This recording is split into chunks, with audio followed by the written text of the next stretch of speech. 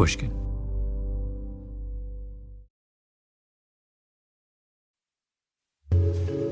Hello, Malcolm Gladwell here. We're back with another conversation from our Revisionist History Live series on mastery. This took place at the 92nd Street Y in New York. As many of you know, I'm a pretty serious runner. And like most competitive runners, I was most running crazy when I was a kid. I started at 13, ran through high school, and a little in college. It was the single most fun thing I did growing up. Sports were my refuge from the craziness of adolescence. But one of the things that has become clear in recent years is that youth sports are no longer the oasis they used to be, that something very troubling is happening. Higher pressure, abusive coaches, over-involved parents, and it's worse for girls. Eating disorders, distorted body images. So I asked two people to come and talk about all this with me and figure out some answers.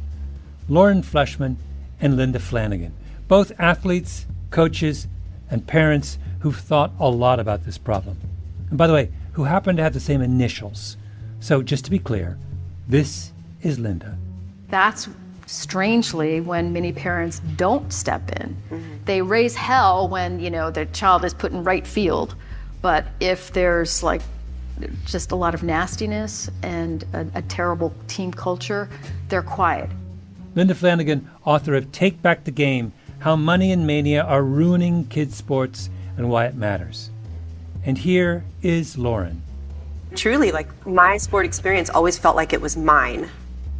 Lauren Fleshman, world-class runner, author of Good for a Girl, A Woman Running in a Man's World. Linda and Lauren gave me exactly what I wanted. I won't say we fixed kids' sports, but I do see a future worth believing in. Take a listen.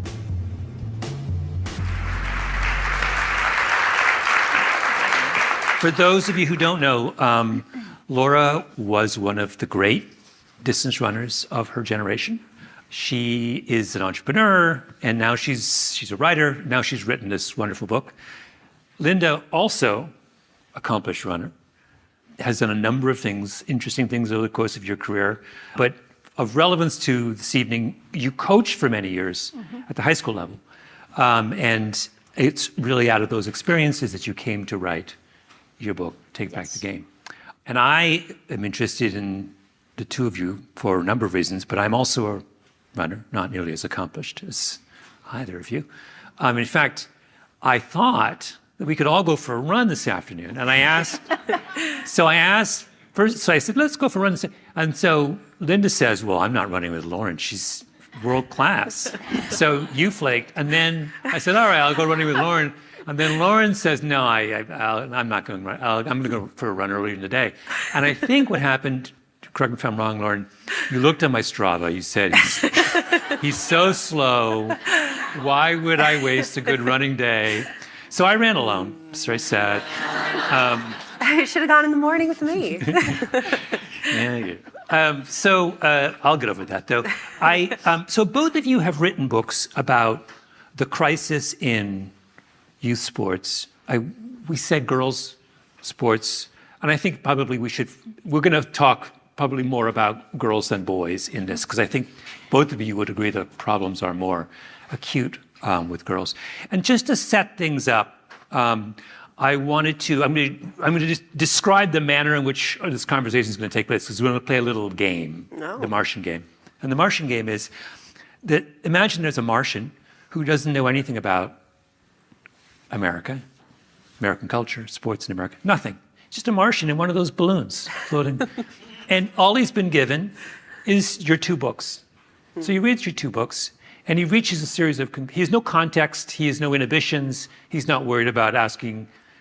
So I am the Martian, and I'm going to ask a series of questions unconstrained by any kind of, other ideological positions of mine, previous experiences. I'm just drawing what might seem like extreme conclusions from both of your books, and I want you to respond to these conclusions. Okay? Okay. All right. The Martian's first statement is, the Martian says, should we ban men from ever coaching women again? It might not be a bad idea. Tell me why. Well, there are too many men coaching women, for one thing. Women and girls need female role models in leadership positions. Everyone thinks of sports as that's where you learn how to be a leader. And yet, very few girls are actually coached by women. And even at the collegiate level, it's about 42%. High school level, it's in the 20s. And in youth sports, it's 25%. So let's get more women in there so that young girls and teenagers can see that women can be leaders too.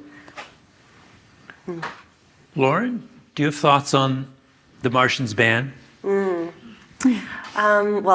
I like these points. I agree. And running, only 17% of the coaches in running are women, which I was really surprised, even lower than the average. I would say let's not ban them until we've given them a chance to fill the giant gap of knowledge that we all are living with when it comes to female bodies and how they develop and how they operate. Let's give them a chance to learn. Let's see how many of them want to, and the ones that want to and are willing to and will do the work, let's let them stay. And then let's do all the stuff that Linda's talking about. That's very enlightened. Yeah. I was struck in reading your book, Lauren, by a big chunk of your book is a very powerful and insightful explanation of the difference in the physiological trajectories of young women and young men. Mm-hmm. And you make this, you were talking about your time at Stanford, the young men are, a man or a boy, whatever they are, of college age is at their physical peak. They get better almost automatically every year. They're full of every positive hormone known to man. And whereas the women are going through a much more complicated process. Yeah. And the reason the Martian asks that question is the Martian says, how can a man ever fully understand what a young woman is going through if he's never gone through it himself? Well, I would say to the Martian, we can't apply that logic to the problems of the world, or else the problems would only be able to be solved by people who've had an identical experience. And the problems are big enough that we need everyone involved. And I don't think there's anything that mysterious about the female body that anybody couldn't learn if they wanted to. It's just what we've. But we've been at it for years and years and years now. And, just reading your book and that little section, it's not, we have a largely male group of coaches, and yet we have a persistence of these kinds of problems. And I'm wondering whether, as the first step in solving the problem, is to replace them with people who maybe have a better chance of understanding. Yeah. Well, with women coaches, you have a higher likelihood that they've gone through something similar, but you also have plenty of female coaches perpetuating the same harm that their male coaches, pass down to them and repeat the culture. And so there's the knowledge is needed by female coaches too. I get a lot of messages of people who've read the book, women and men, who are like, wow, I didn't know any of this stuff. I feel really bad now. I've been coaching for 10 years, 15 years. I wish I could go back and have some different conversations with my athletes than I had. There was no understanding of why the women were making the decisions they were making, why they were their bodies were breaking down at higher rates than our male peers. We don't study female bodies enough. We don't have enough research on female bodies. So I can't really blame coaches for not knowing these things. Plus we sexualize most of the things that are specifically female, or we make them dirty. Like the menstrual cycle has this reputation for being something you can't talk about without using euphemisms. Breasts are sexualized as soon as you're 12 and a half and get them. So it makes it hard to talk about our bodies, and hard to talk about our bodies with grown-ups, especially. Mm-hmm. Linda, what did your athlete, you coached for many, many years. Mm-hmm. What did your athletes get from you as a woman that they couldn't have gotten from a man? Or do you think that there was no? I don't think that they got something from me that they couldn't get from a man. In fact, there's a man out here in the audience who I coached with, who is a fabulous coach and role model for me, who was very sensitive to the girls',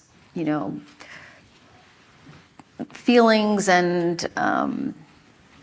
wishes and dreams. So I don't. The more I think about it, I have to go back and tell the Martian that we don't need to ban male coaches, but we should be educating them along with women coaches who, as Lauren points out, are also guilty of a lot of the nonsense that we're reading about. I mean, you look at the Harvard ice hockey coach. I mean, every week there's another story about some egregious behavior on the part of a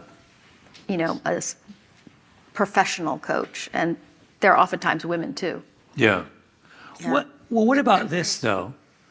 The second thing that I took from reading both of your books was, particularly from Lauren's, was this notion, this idea that I talked about very briefly before, about that you spent a lot of time on the book, that the trajectory of young men and women is different, and that many women have this kind of, in their late teens, early 20s, have a kind of performance plateau. Yeah. And so they observe the men getting better and better, every year.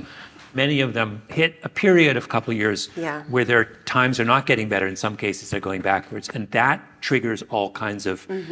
How do you deal with that issue? I mean, is there a case to be made for somehow separating out the cultures of male and female running it out at that age? So there isn't this kind of the women looking at the men and thinking they should be doing the same. I think that it's fine to have different experiences. You just need the different experiences normalized from day one. Like when the coaches are having their conversations with parents and students, that's the time to lay out, hey, we have a cross-country team or track team or basketball team, and we are working with 13 to 18-year-olds, for example. And female bodies are going to be going through something that looks more like this, which is like, if you just look at all the data on performance, it really doesn't matter what the sport is. By age 16, 17, female gains, performance gains on average are like 1 to 1.5%. Whereas their male counterparts they go like this, do, do, do, do, do. And the female athletes go like this. But we haven't been telling them during that stage of life that, hey, this is temporary.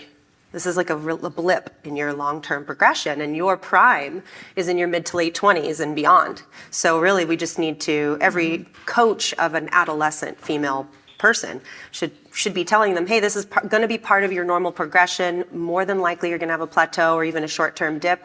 I will be coaching you through that experience. As teammates, you're going to be navigating this with your teammates. Some of you will be on this part of the curve, some of you will be on this, some of you will be on this. So part of team culture needs to be supporting each other through that rocky road from day one. And not looking at it as a bad thing. It's just a different path. Like, is there going to be feelings of disappointment? Sure, and we can make space for that without pathologizing it. And that's what we've been doing, is because we don't recognize that females have this performance wave instead of this performance line. When they hit the plateau, I mean, there's parents who have been like, I sent my kid to a sports psychologist because I thought they just didn't care enough anymore. Or I sent them to a dietitian because I thought that their nutrition was sloppy. I'm like, that's just puberty. You just pathologized puberty. Yeah. But see, the trouble, I totally agree with you, and yet I think that implies that coaches have room to have the time, and that athletes are patient, and that their parents are patient. And at least in my experience with high school parents, of course, many were wonderful. I loved them. Always have to say that. You said it. Good job. Yeah. But there's this drive to achieve and to get results right away. There's not, and if they're plateauing or getting worse, then again, like, what's the problem here? And so it is about coaching education. It is, and it's also, there's some things we can't change. I mean, sport, as we know, it was built around the male body. So high school sports, we invest a ton of money in high school sports and college sports, and that's ages 13 to 22. That's a great time to be a male in sport, right? And that's why they're, I'm guessing, so integrated into our education systems. It's like and why scholarships are given out based on who's the best 17 or 18-year-old. That's a better predictor for a male-bodied person than a female-bodied person of what your future potential is. But the scholarships and that whole system was created long before female athletes were like up in there asking for their share of the scholarship pie. But now there's no getting around the fact that 17 and 18-year-olds are the ones getting offered the scholarships or not. And so that adds this enormous pressure right during development, right during your puberty experiences of change, where you're like, okay, you're telling me to accept this temporary state of plateau, but there's a lot on the line, hundreds of thousands of dollars of scholarship and opportunity. And if I just restrict my diet, if I fight puberty, if I, try to aim for this body that I've been told is the ideal performance body now, then I can give myself a chance to have those opportunities, but then you pay the price later. Well, this brings us to the Martian's second point, which is one that Linda raises explicitly in her book, which when I came to that part of your book, I was like, amen, I'm with you on this. Both as Malcolm and as the Martian. That is it time to pull the plug on athletic scholarships and preferences? If you're, Lauren, you're describing this kind of the level of pressure that is brought to bear on the 17-year-old girl at a time in her development when you can't make, a kind of reasonable prediction about so we have this whole system in place that's being driven by the enormous cost of college education, by the expectations that come with scholarships. What if we just ended them? I'm all for it. And of course, many of the kids going through it now would be like, but wait, that's not fair. That's just what we've been counting on. But, it would just, if there were no admissions advantage and no athletic scholarship of any kind available to college kids, then it would completely change the way we provide sports to kids now, because there wouldn't be this race, pardon the pun, to achieve by 13, because you might all disappear. And also, I love sports, and I'm a runner, and I think they're wonderful, but it's not clear to me why a high school athlete should get an advantage over someone who plays the oboe or who's in a choir. Like, why aren't there special dispensations for them? They aren't entitled to special scholarships or admissions advantages or a streamlined admissions process. So I think it would be more fair. I think it would also be impossible to claw it back, or at least very difficult. I really loved that part of your book, though, because I've often thought, man, if we could just get rid of the scholarships, it would release so much pressure on athletes, especially girls. I think that the pressures would just go way down. We'd be way more likely to allow development and change to happen on its timeline. But reading your book, I was like, oh my gosh, there's this whole other side of it, the whole big business of youth sports that's also driven entirely towards that same aim. And as someone who has a 9-year-old and a 5-year-old, and I'd like them to participate in sports, I don't want to be a part of that mania. I don't want to be having to travel for hours every weekend to give my kid the top performance opportunity. I want the kind of sports that you describe in your book as an ideal. And so I am for getting rid of athletic scholarships. But what had prevented me in the past was, what would we replace it with? And in your book, you also provide some really great ideas of that there are other models. And I think sometimes we lack imagination. It's really helpful to see other ways people are doing it. And I can't remember the one that you described. Maybe you could talk about it. Remind me what that would be. No, I think, well, certainly in Europe, they don't do youth sports like we do it at all. So, there's no school-based sports. It's the after school, it's community-based sports. So that also sets up the whole, the college level. And when I was running in England, there were no teams. There were teams, but it was completely alien to the way we do it here. And there was no coach. It was like student-led, right? Totally student-led. It was probably comparable to intramurals here. And it was very serious and organic. And I don't see why that's not, replicable here. And I think at the college level, another possible suggestion I had, which will never happen, is, well, how about if we just abolished college sports? As if, But I say that, but why not club and intramural. I mean, it's not saying Yeah. kids can't Well, you play mean sports. why not abolish? You're talking about intercollegiate sports. Like the Varsity NCAA. sports. Yeah. Yeah. Yeah. Well, Yeah. what's ironic about this is in research for my book, what women had in sports was club and intramural. Yeah. Before Title IX, but there was a huge discrepancy. Obviously, there was no scholarships for us, but there were for men in the NCAA. There was more media, all these things that come with that infrastructure for men's sports. We wanted it too. Right. When maybe all along we wanted equality, but maybe they should have followed our lead. Maybe we were onto something. Well, when Title IX happened, there was a discussion for the first couple of years about, will we fold into the existing men's programs or will we run our own show here? Like we've guaranteed we have, that the schools need to provide the opportunities, but we don't necessarily have to run it exactly like the NCAA. And it took a little bit before the decision was made to join the NCAA. And like essentially one of the arguments in my book is that we should be recreating sports with female bodies at the center so that they can have an equal chance to thrive in the sports system, and that we kind of need to take it back and be able to do that, because giving people the same thing the exact same way isn't going to get you the same result. Right. So how can we level the proverbial playing field in youth sports? That's after the break.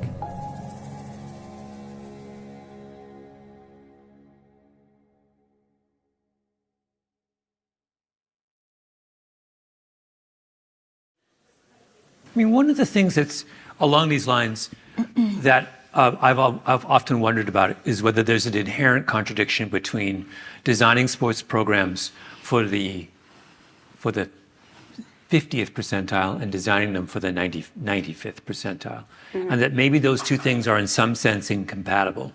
So if we do away with high pressure intercollegiate sports and scholarships and things, maybe we produce fewer, maybe we don't, but maybe there's a chance we produce fewer world-class runners. Let's use running as an example. But maybe we also produce way more people who are happy and contented and run their whole lives. And maybe we get fewer, 225 marathoners and more 250 marathoners. I mean, I would be happy with that. But there are some people in the kind of elite sports community who would consider that a tragedy. Well, so few kids, not enough kids participate in sports now. And I think if we can move the model to try to get more participation. I mean, there was just an article in the paper yesterday about the income gap between the wealthy families, earning over $100,000, 70% of those kids play sports. And in families earning $25,000 and less, 31% play sports. So I think this is part of the same conversation that the way we have developed the youth sports system with its high cost and just relentlessness has pushed more kids out, so that there are fewer kids, gaining any advantages. Yeah. Cross country is one of the ones that I think has the least access problems. Yes. Considering that they generally don't have cuts, and you don't have to have been in the youth sports high performance pipeline to join a team. Yeah. And often you benefit if you haven't. I mean, I certainly when I started as a 9th grader running, there had been plenty of people in my town who had been running a long time. And you were not at a disadvantage. I was not at all at a disadvantage. If anything, I felt like I was at an advantage. That's how it was framed to me. Because you were fresh. Yeah, and you have plenty of years ahead. It's just like making, recognizing this timeline. But with my kid interested in soccer, I think I spent $500 for a spring soccer experience for the kid. And he's not even leaving town. Yeah. So I don't really understand. He's had one practice. He's 9. I don't understand how people are affording this and continuing to do this. Well, if I can just point out that in my town, we have a junior pre-academy for U4s, which is 3-year-olds. Are you serious? Wait, Yes. what? Well, it's a junior pre-academy, because then there's also the pre-academy, which is for U5s I and see. U6s. So this is like pre-K?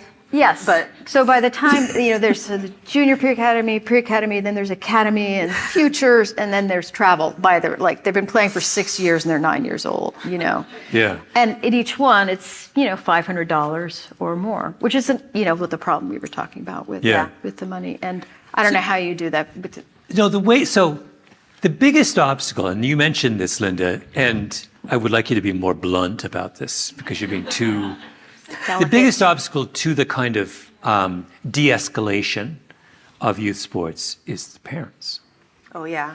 So, and I'm reminded, anyone who has to deal with parents, my brother was a elementary school principal. Oh. He's now retired, so I can now say this about him. And he loved his job and loved the kids. It's just the parents that were. Yeah. And 50%, I think, of his anxiety came from parents, not from the kids. Yeah. He was prepared for the kids. He wasn't prepared. And he also had this is very tangential, had this hilarious riff about how the teachers that the parents think are the best teachers are always the worst teachers. So he was like, not only are they a pain in the ass, they don't know who the good teachers are. It's like they're sort of, so the Martian says, why don't we ban parents from participation? Yeah. Or we give them one, they can go to one meet a year, one event a year. That's it. They got to pick one, and then they're done. Okay, well, here's a good model is actually the way boarding schools do this, because parents don't go to those, and those sports programs, from what I understand, do pretty well, and the kids, it's pretty healthy with the coaches and the players because the parents aren't, standing at the chain link fence observing. But in the absence of that, I think definitely restricting the parents is a good idea. And again, I would like to say I had a lot of wonderful parents, but their handful were not great. Well, the stuff that you were talking about in your book about how as parents we get sucked into our achievement as parents is shown in our kids' accomplishments. Yeah. And that's a relatively new phenomenon generationally. Yes. And my high school coach just retired after 30 years, and at his retirement party, he tells me this all the time. He's like, your parents were my favorite parents of all the parents in 30 years because they showed up to the first meeting. They came to 3 to 5 events. Perfect. Yep. They never once screamed, Yes. And they never told him how to do his job. Mm-hmm. They showed up enough, like you say in your book, to get to know the person who's spending crazy amounts of time with your kid. Yeah. That's important. Get to know them a little bit, and then get out of the way. Yeah. And truly, my sport experience always felt like it was mine, and that agency, that autonomy, kind of cleaved me to the sport in a way that I think got me through the ups and downs a lot better. And I don't know, I was so grateful for my parental experience, and then your book was very affirming and okay, they were actually doing a good job, so maybe I should try to do it like that. Look how you turned out as a runner. I mean, you're this fantastic runner. It obviously, they were doing something right by just stepping back. My dad came to, in my entire running career in high school, one event, and he immediately volunteered to help with the long jump. So he was raking the pit, and as I will say in modesty that I won. This was the interior championships. I won that day. And as I'm rounding the final bend on my way to victory, I look into the infield and I see my dad. He's raking. And then he raises the rake and he goes, "Go, Malcolm!" And he rakes again. That was the extent of his involvement. And I loved that. Yeah. But to your point, the thing about them not being involved is that it allows you to also frame your successes and failures the way you want to frame them. Because the parental frame is very different. They're much more, they're far more sensitive, I think, in some ways to setbacks, they don't understand the context in which you're operating, the social network that you're competing in. Well, what has really struck me, and both as a coach and since when I've talked to a lot of parents, is just how anxious they are. It's all this anxiety about how their kids are going to turn out, which I get, that's what happens when you're a parent, but somehow it's played out in sports. It's also played out in school, but because sports are so visible, I think, your value as a parent is so easily measured by how well your child does. And I've been overwhelmingly impressed by how anxious parents are about it, and that's why they're freaking out and complaining and shrieking and trying to get you fired because you're not doing enough for your child to get that child to the next level. Did dealing with parents, how much of an obstacle is that for people, for coaches, continuing to coach, deciding to enter coaching? Is that constraining our supply? Well, I have an important stat here to share, as we were discussing. This is accurate, too.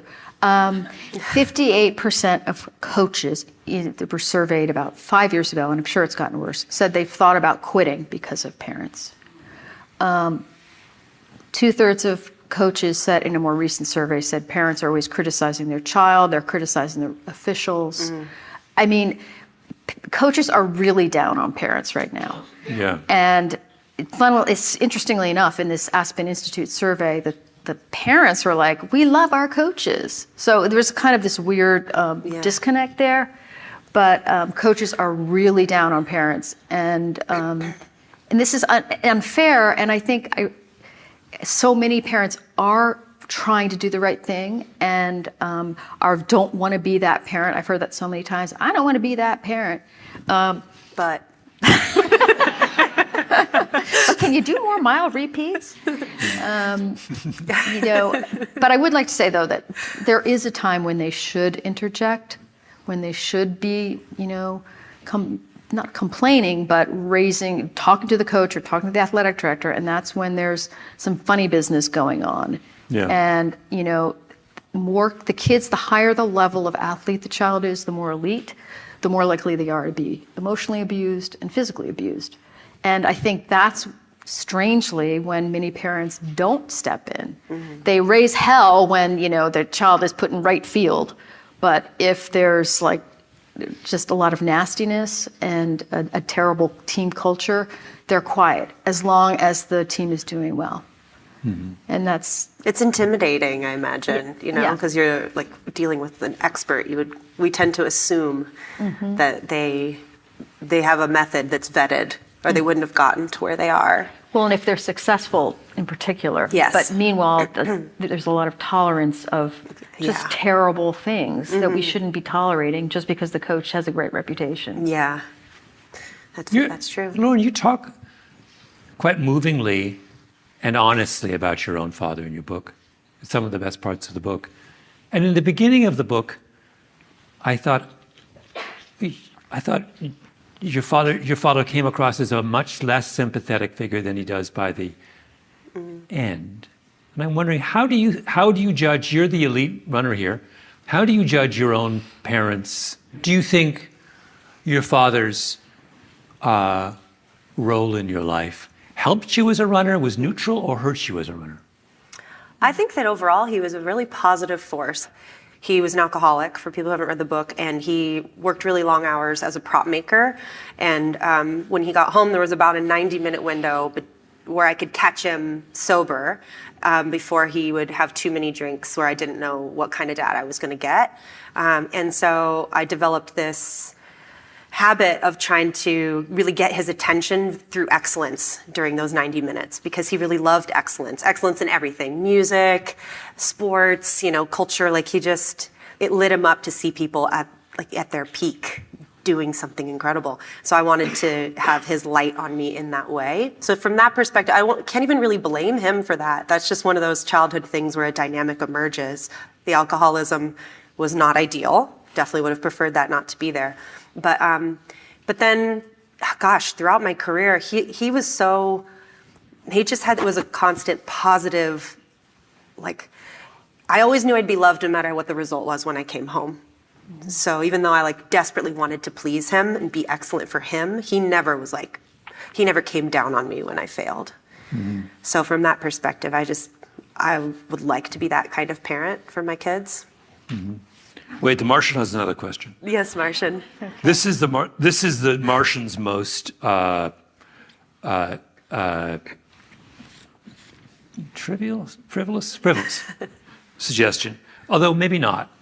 The Martian says, wonders why, given all of the body issues that afflict girls in sports, why female runners wear button huggers and crop tops. Well, it's a very easy question to answer for the Martian. It's because our culture feels that female bodies are there to be viewed, objectified, commented on, and in order to do that, they need to be wearing less fabric and tighter fitting fabric. And that is how female athletes got their start post Title IX, was a movement to make, really, this is true, to make up for the fact that people would need to be watching inferior performances. And so they needed to be a visual spectacle. And that's where the uniform differences came from, and gender-specific clothing in sport, which of course women will say they wanted. They didn't want to be wearing like a men's extra large hoodie necessarily all the time. They wanted things that fit and performed, but it took this aesthetic angle that was, yeah, so that's why. I mean, because I read your book and then was looking at pictures of, I think it was some cross-country team, I've forgotten which, women's cross-country team. And all of a sudden I was aware of the fact that here were 5 young women, all of whom had six-packs, all of whom had not a stitch of fat on them, all of whom looked sort of shiny and healthy. And I was like, Jesus, that's a high bar for somebody who is not an elite Division I runner. Or someone, if I was a 11, 12-year-old girl thinking about running in high school, and I go online and I see that picture, that's what can we at least just wear a t-shirt and a pair of baggy shorts and just make it just that little bit easier on that 11-year-old who wants to join in? Yeah, well, the thing is that probably only, I don't think a six-pack is necessary for high performance at all. And there is a fixation with looking the part more than being the part. And the uniform creates that dynamic. I mean, it played a huge part in my life throughout my whole career. It was like, okay, my workouts are good, but like, what do I look like in my uniform? I don't look race ready, so I'm not race ready. Or the scale doesn't say I'm race ready, so I'm not race ready. Whereas like, those are not the most important indicators, not even close. And like, we have these concepts of race weight that are created and perpetuated by men primarily, who have way less monthly fluctuation hormonally, and they are being applied to female athletes as if we can somehow have a magic number on a scale that if we can stay this number, we will perform optimally based on physics formulas. But that's not how our bodies work. And then it creates this very narrow band that you have to try to exist in and achieve in order to be viewed as elite. And I mean, I watched it happen on my teams where women who didn't look like that were shamed, made to feel like they weren't committed enough just because they didn't have the six-pack. It didn't really matter how fast they were running. That's your college team? Yeah. Because in our town, the high school girls wear those uniforms. Yeah. I just think that's terrible. I just think that there's not a performance advantage. No. So, or the men and boys would do it. Yeah. Wait, so let's just. Linda, at the school you coached at, so you were coaching girls cross country? Did they wear? Oh no, there's no way I would have let them. Oh, you put your foot down. One of my favorite images of Des Linden when she won the Boston Marathon. She's wearing those baggy shorts. Oh yeah. And for some reason, it's just the whole thing is so fantastic and badass, and like, I just really it's much more powerful emotionally to watch her because she's not pretending to be or wearing that uniform. She's just sort of being her. Yeah, she's just wearing the things she wants to wear. Wasn't she also wearing basically a parachute of a running jacket? Like, I feel like she was wearing a jacket when she won the marathon. The whole thing was like, wow, yeah. There was a time, for those of you who don't, Des Linden is a very, very, very, very good American marathoner who won the year. There was a year that the Boston Marathon took place in a gale. Yeah. And the only way you could win, I mean, it was so nuts that, like, the only way you could win is if you were the single toughest, most badass runner book. And Des Linden just sailed through. I wept the last 3 miles of that, watching it on TV. I was like, was I so could not believe how beautiful. emotional it was. She broke an incredibly long drought in the event for an American winner. Oh, to win it. American Yeah, and her book's coming out in like a week, I think. That's right. We should really do And it it- again with Des. yeah, And definitely. Maybe she'll go running with me, unlike two of you. When we return, we don't find me a running partner, but we do settle on a grand solution to fix youth sports once and for all.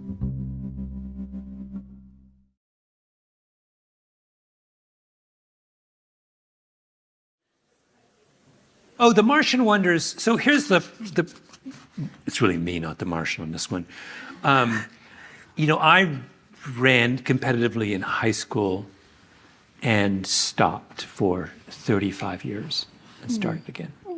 And I that. stopped because although I was very successful as a runner, the pressure, I was 13 and 14 and 15, and I found the pressure of racing, it grew unbearable. And I just couldn't do it anymore. And I lost track of how much joy I found in running and got consumed by the fact that the only measure of me as a runner was whether I could win a race. And I lost out on 35 years of pleasure as a result of this. That's too bad. And now I'm wondering, should we, since we're banning stuff, lots of stuff, should we be banning kind of serious competition until, I don't know, 15 or 16 or something? Should we push out is there any reason why 13-year-olds should be competing at the national level? No, in my view. Well, I was at the Millrose Games about 6 weeks ago and noticed that they had a race for the fastest 8-year-olds in the world. And they had these tiny children lined up, and then they, from different countries. I don't know where they came from, but they all ran like the same time, like ridiculously fast. And this is one, we were talking about before, you mentioned various models for doing things. We don't need to do the national championships at age 13 and 12. Like maybe in a lot of sports around this country, there are these ridiculous championships of like little children, and there's no reason for that. And the country that doesn't do this is Norway, and they have incredibly robust participation and then like great success with their athletes after. So I would tell the Martian, let's forget the championships. You know at what? least before 15, say. I did this recently, and I can't remember whether it was 15-year-olds or 16-year-olds. Someone made a list of the top English 16-year-old male milers, 1,500-meter runners over the last 30 or some odd years. And the question raised was how many of them went on to be world-class adult milers? And the answer was such a small number that it was like, you're like, wait, what? So if we're doing sports at that age because we're trying to identify people who will be talented as adult athletes, it's just about the worst predictor imaginable. Yeah, it's not Yes. working. No. So It's not and I working. was just thinking in this story, like the reason why we have the national championships is for the adults Exactly. and for the sponsors and the people who want to make money hosting it and getting the TV rights and all that stuff. It's like, show me the 8-year-old who's like, I want to race the best 8-year-olds in the world. Mom, can you look that up? Does that exist? That's right. Hold on. Let's go to some questions. For Linda, how do you, as a coach, solve the problem that you're more likely to favor the gifted ones than the not so gifted ones? Is that a problem? Well, I don't know exactly. I mean, I think you have to be aware of the fact that you may have, favorites. And I mean, I would say it's more about favoritism because sometimes the best one is not your favorite. So I think it's just takes awareness on the part of the coach to recognize that it's not building the team to focus solely on the best girls. Yeah. I mean, it's hard. I mean, Lauren, if I was your high school coach, I would be famous, right? I don't know. Do you know my high school coach? I mean, within. No, my point is that there's a natural the kind of the success of the athlete invariably reflects back on the coach in ways that is not always sometimes fair, but not always. The story didn't make the book, but. And I'm still a little bit upset about it. No, I'm just kidding. But my high school coach, by the time my senior year came around, he was getting really swept up in the accolades and how it reflected on him. And there was some indoor meet that we'd never focused on from Southern California. Like indoor track is not really a thing, but there is this one place that you can do it with a wooden track. And so we would go and sort of have a relay every year there. But he's like, no, you're going to run the invitational mile and the invitational 2 mile. These used to be prestigious races 25 years ago. I want to coach someone who wins these races. And so we were training over Christmas break for the first time ever, like doing these hard workouts in a time of year when normally we're just going on fun runs. I was not enjoying myself. I was feeling tired from the cross country season. And when we got there, I ran the first race, did terribly. And I was like, I don't want to do the second race. And he's like, no, you need to do the second race. This is a big opportunity. He's like pushing me to do it. And I was like, Coach, I'm not your racehorse. And he loves telling that story to people. He'll bust out laughing. He's like, can you believe that? Can you believe she said that to me? But then he apologized in the car later. He was like, he actually said, he's like, I was getting swept up. I was making it about me. I wanted that.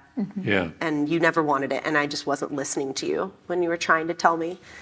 So it's real. It's a rare pressure, coach. Man. That's a rare coach. So. So we had a whole series of things we wanted to ban.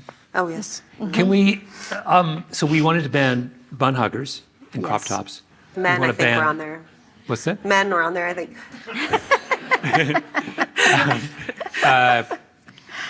Parents. We're banning parents. We're banning competition before 15. 15, I think is a reasonable. Championships. You realize Competitions are okay, just not championships. My running career was over effectively at 15, so you've just erased me from. I have nothing. The amount of mileage I've gotten out over the years over my running exploits at the age of 14 is considerable. That's now gone. Anyways, I'm fine. I'll take it on the chin for the team. What's your favorite ban of all the bans? If you could only do one of those, we can ban the parent, the championships, the bun huggers, and the college scholarships. I know my favorite ban. College scholarships is my favorite ban. Mine too. I think it would downstream solve a lot of the other problems. They could basically neutralize parents, most of them. Just that expression is so fantastic. Neutralize. 3 parents up on stage talking about the virtues of neutralizing people in our position. Yeah, and then there'd be less motivation to host the 8-year-old world championships. Exactly. Yeah. Well, here's a good question. Does a change in women's girls sports need to start at the grassroots level, or or are we talking something that has to happen top down? Can we have a revolution that can change this, or do we have to? Is someone that you talk about a kind of you want a czar? You wanted Michelle Obama to kind of step in. Yeah, that would be nice. People have so many czar jobs for her. Yeah, I know. It's like, does true. Michelle know Who that, like, doesn't basically want every Michelle in intractable charge? problem America has, we think, well, look at Michelle.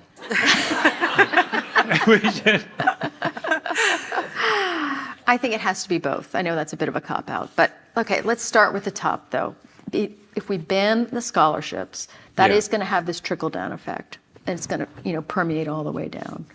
That addresses the larger issues with youth sports more than, the ones, the specific to girl problems. But I think it would transform the whole game. Mm-hmm. And then a similar high-level thing, I think, would be mandatory coaching education for anyone working with female-bodied athletes. I think I can't think of a single reason why we wouldn't do that with the giant gap in knowledge we have. And then everyone, of course, should buy our books, because that'll be the grassroots thing. That'll create our own Me Too moment where people I'm not standing for it. We need that. On the grassroots thing, the thing, and both of you would have way more knowledge about this than me, but am I being overly optimistic if I say that the change is going to happen when the girls themselves stand up and just say, this is nuts? It's like, if you're the coach of that team and you observe that there are someone's disappeared, and no one's really talking about why. Someone's on her third or fourth unexplainable stress fracture. Someone's bulimic. And then the person who wins the race from the other team is so scarily thin that you're worried about her. Yeah, well, you can normalize anything. I was just going to say, yeah. In a culture, right? And so, yeah, but I don't think that it's fair to put it on the girls. I really think parents, parents don't have enough to do. If they want to get involved, this is how you should get involved, which is don't stand for it. And you talk about that, about stepping in, not being afraid to be the parent that says, no, I'm not going to do the extra thing. I'm not. Yeah. Well, I think, it's funny, in my book, I was trying to kind of both understand where parents are coming from and also offer a critique. And I think that it is important that parents recognize they have agency, that they don't have to go along with everything, that, that extra strength and conditioning training or, weight workout might be helpful, the supplemental training, like the soccer club in my town that offers 6-year-olds, that they can say no to that. It's okay to say no to that. Mm-hmm. And from just the other day when I dropped my kid off at the $500 spring soccer experience, at practice, I love how bitter you are about it. I'm very annoyed. Wait till you hear this part. I was like, see ya, Jude. And then one of the parents that I know is a parent of another kid in the class, and she's like, you're not staying? Yeah. I was like, God, so it makes it tough to, we're giving each other pressure. Yes. You weren't staying at a practice? Yeah, I wasn't going to stay and watch the practice. Oh, God. God. This is what I have to look forward to. Wait, someone is waving frantically at me from off stage, so we got to end soon. But I wanted to, for all the runners out there, I wanted to toss them a bone. And someone asked this question of you, Lauren, since you're our running star. It's so rare that we get to hang out with real stars. It's fun. Well. But I'm still bitter about not getting to go running with you. But because I'll tell you why I was looking forward to it. It's not too late. What are you doing tomorrow morning? This is the thing. Those of us who are just kind of everyday runners, when we run with people who are at your level, you guys float. And we're running, and you look over, and you're just going, and it's like magic. It's like watching a magician do a trick, right? And you're like, oh my God. You're not breathing, and and you're just kind of, you're not touching the ground, and you're like, how is this happening? That sounds like you're an intellectually curious person. Most people are like, I'm like, do you want to run with me? They're like, oh, no. I would never do that. I'm like, I promise I'll run the pace you want to run. And they're just like, no, definitely. Yeah. What the question, this is really for the two of you, and then we really do have to stop. What did you guys like the most about marathon training? Linda, you start, and then we'll let Lauren finish. Boy, it was 1,000 years ago that I ran 2:49. If I had run 2:49, I would have a T-shirt that said 2:49 on it. All right, so blow your own horn here. Yeah, and in super shoes, that'd be like a 2:30. Right. Oh, you're right. I had a great group to train with, and the training is the fun part. Not always, but it's the camaraderie that I got in the marathon training. And you're out there a long time. Yeah. So for those, the training runs were kind of fun to do too, when they weren't miserable. I didn't have a group, but I did get to have my professional coach, Mark Rowland at Oregon Track Club Elite. I had always had him in a group setting, and I was the only one doing a marathon, and that's normally the time of year I did New York, when track and field athletes are taking a break. And so I had him to myself, and he would ride his bike alongside me, and we got to have all these really nice chats, and I just loved, that was the last year we worked together. So to have that, I have a lot of fond memories from that. Yeah, I think that's a lovely way to end, because it's a reminder. We've been talking about what's wrong with running. And the thing that I always try and tell young people when I try to get them to become runners is that this thing, the camaraderie stuff, is something that is just magical. Like going on a long run with a group of people who you are friends with or close to and you've worked out with before, there's something there that you'll never find anywhere else. It's just a... Yeah. And I think that love, that's what drove our books. It's when you know that you have something worth fighting for and protecting, and we really just want to remove a lot of the garbage that's getting in the way of that. Right. Yeah. Well, thank you so much to the two of you. Thanks. And thank you to all of you. And go buy your books and get them signed.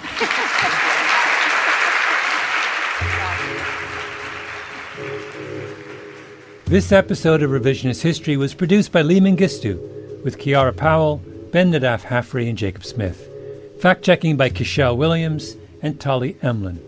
Our showrunner is Peter Clowney. Original scoring by Luis Guerra, mastering by Sarah Bruguer, and engineering by Nina Lawrence. Special thanks to the 92nd Street Y crew and my panel of potential running partners, Lauren Fleshman and Linda Flanagan. I'm Malcolm Gladwell.